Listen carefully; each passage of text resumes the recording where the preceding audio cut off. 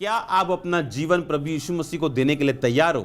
क्या आप अपनी लाइफ पापों से हटाकर परमेश्वर को देने के लिए तैयार हो? क्या आप अपना जीवन, अगला जीवन प्रभु यीशु मसीह के हिसाब से बिताओगे?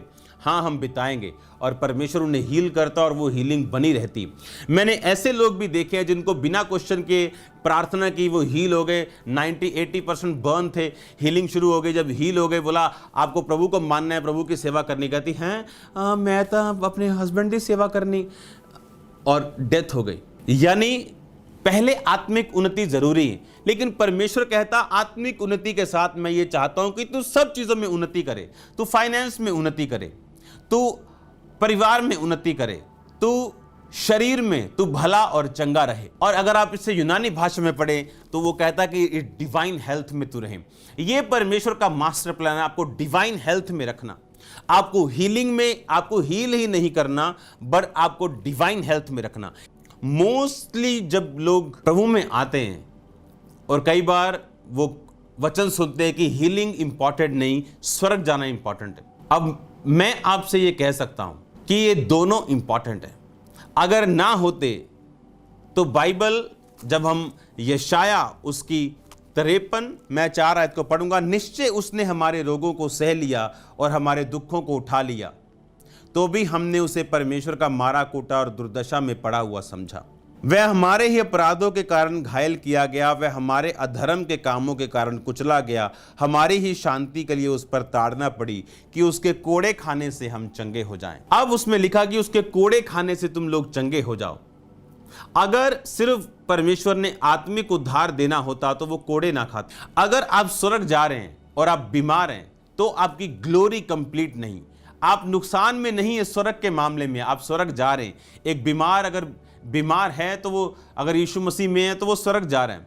लेकिन एक कंप्लीट विक्ट्री, एक कंप्लीटनेस जो परमेश्वर आपकी लाइफ को देना चाहता है, इसमें कमी रह गई। बहुत से लोग इस चीज पर ध्यान नहीं देते। उनको लगता है कि आत्मिक उन्नति सब कुछ है।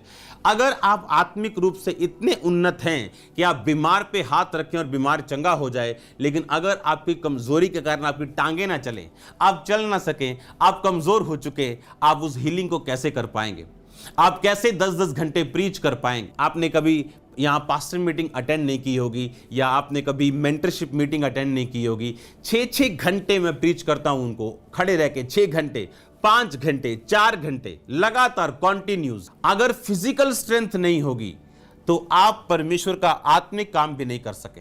आपको जाने के लिए शरीर चाहिए, वहां पर काम आत्मा ने करना, लेकिन जाने के लिए आपको ये बॉडी चाहिए। इसलिए परमेश्वर ने कहा जो कोई पवित्र आत्मा के इस मंदिर को, इस घर को, इस चर्च को नाश करेगा, मैं उसको नाश करूंगा। अब कैसे बीमारी में लोग फंसते हैं? जब वो नेचर से पंगा लेते हैं तब वो बीमारी में फंसते हैं। भूल जाओ, आप रोज पिज्जा और बर्गर के ऊपर प्रार्थना करके उसे खा लोगे और आप हेल्थी रहोगे।